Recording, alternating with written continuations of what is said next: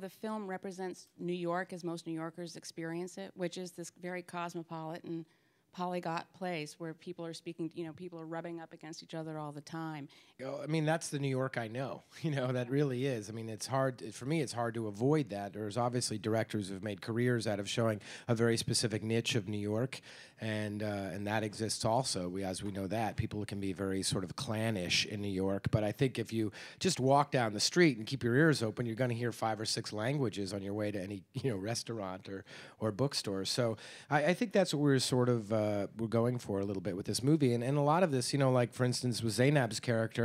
I did a lot of research. I spent a lot of time in these markets. I have friends from other countries who sell in these markets, and you sit in these places, and it's amazing. It's almost comical how many countries are represented at these places.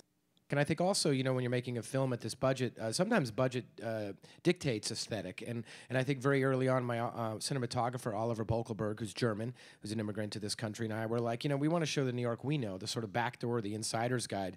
Most New Yorkers don't witness the sweeping overhead shots of the financial district. You just don't see that when you look out your window. You normally see another window or something. And I think that was sort of our direction in approaching the script. I love scenes like where Walter and Moon are in the kitchen together, and he's got to step back so she can get coffee. It's like, that's the New York I know, If someone comes into my kitchen, I know it. And I think that's what we're kind of going for.